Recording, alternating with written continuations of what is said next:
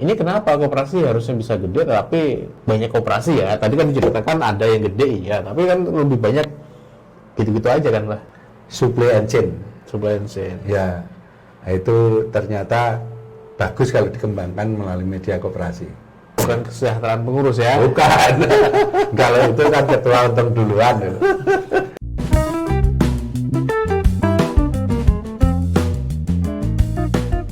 Nah, kemudian kalau saya melihat sekarang ini koperasi yang bisa berkembang bagus baru simpan pinjam yang saya lihat. Iya. Tapi sekarang simpan pinjam juga sudah mulai bergeser.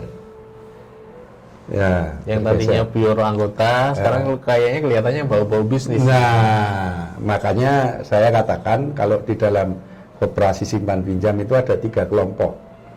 Satu sebagai yang orientasinya industri keuangan. Jadi yang penting duitnya akeh, kalau untungnya akeh. Nggak mikir ini untuk anggota atau bukan. Nah, makanya muncul rentenir juga itu. I see. Nah, kemudian koperasi yang sadar untuk membangun anggotanya.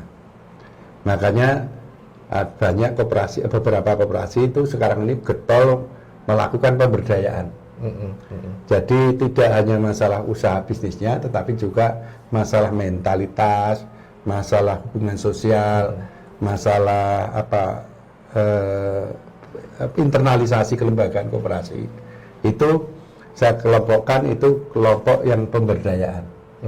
Jadi yang pertama tadi kelompok bisnis, ini pemberdayaan.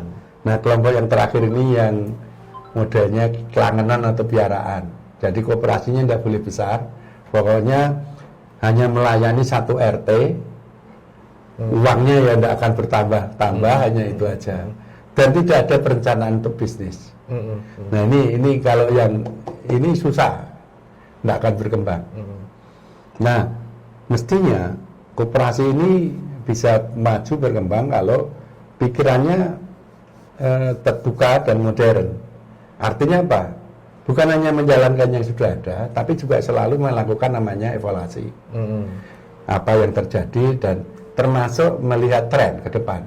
Tren, apa yang akan terjadi, baik yang ada di dalam lembaga maupun di luar. Nah, sehingga bisa melihat tren itu. Gitu. Nah, sekarang banyak koperasi yang anggotanya sudah lebih dari 200.000. Wow. Satu primer. Satu koperasi. Satu primer. Jadi kita bisa bayangkan ratnya gimana kalau sekian itu. Ya. Kemudian karyawannya berapa? Kantornya berapa? Nah, salah satu koperasi di Indonesia yang kemarin termasuk koperasi besar itu koperasi pintu air di NTT. Aneh ini. Baru dengar saya juga. Ya, di Maumere itu kota kecil di Kabupaten Sika itu ada 2 koperasi besar, satu Obormas, satu pintu air. Pintu air ini punya kantor cabang di seluruh Indonesia itu 52. Wow. Ini nggak banyak orang tahu. Enggak banyak orang tahu. Saya juga kaget kalau Jogja salah satu kantor cabangnya ada di Pringulung. Kaget saya. Nah, jadi sekarang ini berlomba-lomba koperasi yang sehat maksud saya itu memperluas wilayah, memperbanyak keanggotaan, memperbesar aset. Itu. Dan tidak kalah yaitu tidak kalah penting itu teknologi. Jadi mereka sudah menggunakan saya tidak tahu cloud. Ya. Jadi sudah lebih modern lagi. Iya, kalau dari pembicaraan ini bahwasanya koperasi itu ya sebetulnya unit bisnis yang murni bisnis kalau dalam ngomong bisnis ya. Bisnis, benar bisnis. Tapi di sisi lain juga tidak hanya sekedar bisnis sebetulnya ada tapi banyak ada namanya kemanusiaannya. Nah, yang jadi ini kami gitu bahwasanya ini kenapa koperasi harusnya bisa gede tapi banyak koperasi ya. Tadi kan diceritakan ada yang gede ya, tapi kan lebih banyak gitu-gitu aja kan Pak. Ya. Nggak menutup kemungkinan. Makanya ada 3 kelompok tadi. Yang satu jadi piaraan tadi, nggak akan berkembang. Cobalah, mungkin di Sedayu ini Mungkin ada. Saya masih ingat beberapa di beberapa dusun. Itu kegiatannya masih setiap bulan sekali pertemuan. Itu koperasi berbadan hukum. Itu padahal bayar badan hukumnya ya wes. Tapi ya itu artinya memang koperasi harus dibangun dengan visi yang jelas. Nah, biasanya orang yang tidak punya visi ya asal jalan. Gitu. Jadi menurut saya sekarang ini perlu ada upaya untuk mensosialisasikan paham-paham tentang koperasi ini melalui berbagai sektor pendidikan, sektor kemasyarakatan. Gitu. Kalau ngomong soal pendidikan, Bang Atisa mau nggak bikin konten di sini gitu ya? Mbak langsung ya. Bikin konten di Satu Asa tentang koperasi gitu, berjilid-jilid Ya gitu. bisa. Nanti saya ada beberapa materi yang nanti bisa dikembangkan. Siap. Misalnya salah satunya kita bisa mengupas buku saya tentang sistem pengendalian internal. Oh iya, Bang Ati jadi nulis buku. Nulis buku, 2 buku ya Pak ya. Yang satu kiat pendampingan UMKM Kiat pendampingan UMKM dan pasar komunitas. dan pasar komunitas. Orientasinya sebenarnya tetap koperasi. Jadi tetap koperasi karena saya melihat koperasi ini perlu dibangun sungguh-sungguh. Artinya tidak bisa asal jalan, tapi harus ada arah atau visi. Nah, visinya apa? Koperasi yang baik harusnya punya satu visi, yaitu kesejahteraan anggota. Kalau anggotanya sejahtera, berarti koperasinya Bukan kesejahteraan pengurus ya. bukan. Kalau itu kan ketua untung duluan. Tapi tidak menafik kemungkinan, karena setelah saya bergaul dengan banyak teman, hal-hal seperti itu terjadi di banyak tempat. Ya, artinya yang untung itu pengurusnya atau karyawannya, manajernya. Nah, akhirnya ya hancurlah karena kesalahan manajemen. Itu yang musuh utama daripada keberlanjutan koperasi itu, namanya fraud. I see.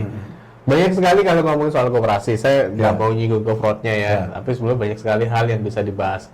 Nah, sebetulnya sih saya berharap Bang Atijo bisa kasih ya edukasi pendek-pendek seperti apa yang kami lakukan di Satu Asa ini, agar ya yuk kita gaungkan lagi koperasi, Bang. Mungkin salah satu memang catatan saya bahwasanya tidak banyak media yang ngangkat soal koperasi.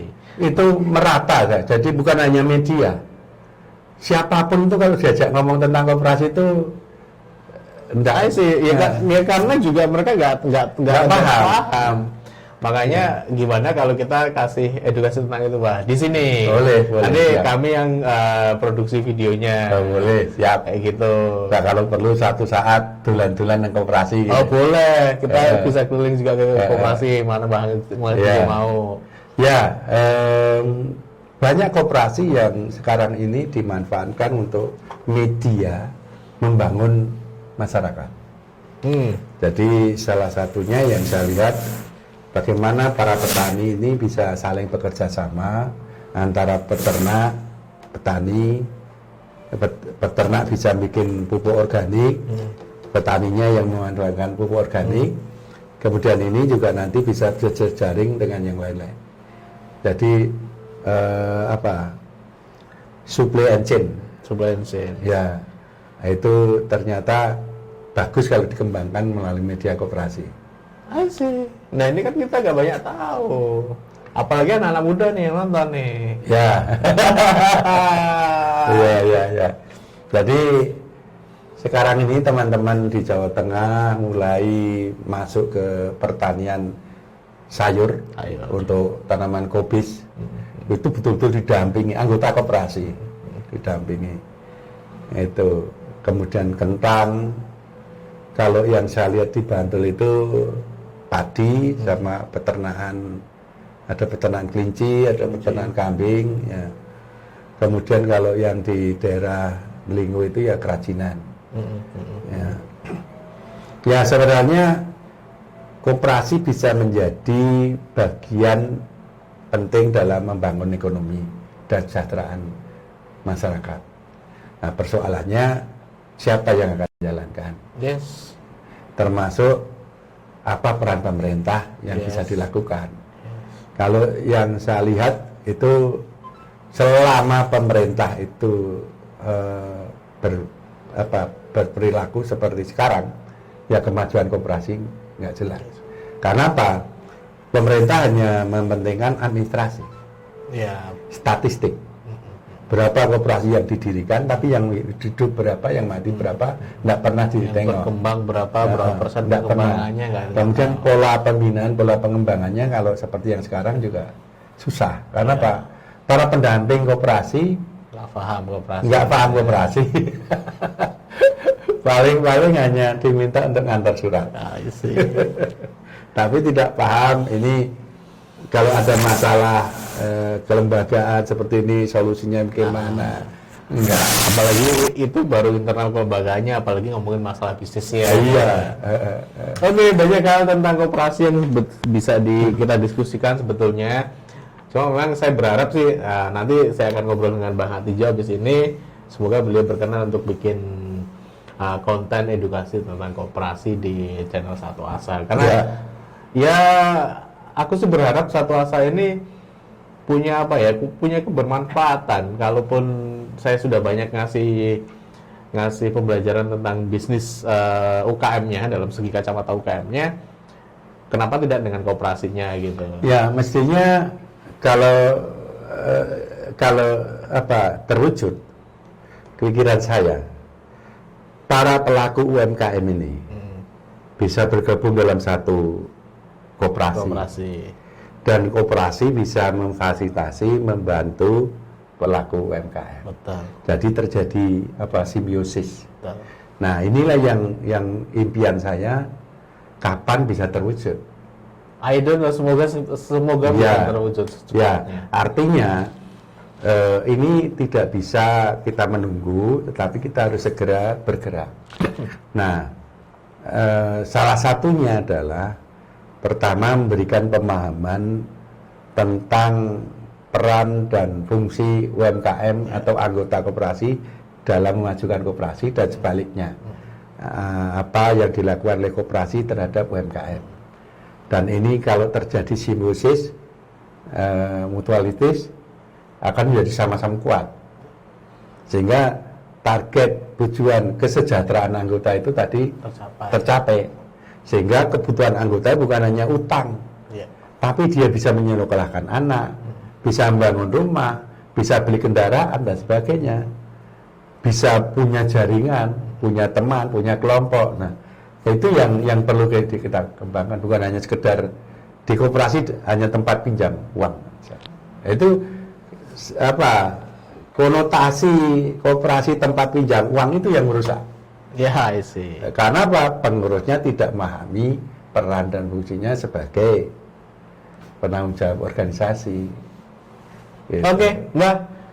Saya senang sekali bisa ngobrol dengan Bang Hatidjo. Nanti kita eksekusi rencananya. Siap. Terus teman-teman, semoga obrolan sebenarnya kalau ngomongin koperasi itu bagiku ya itu obrolan berat sebetulnya.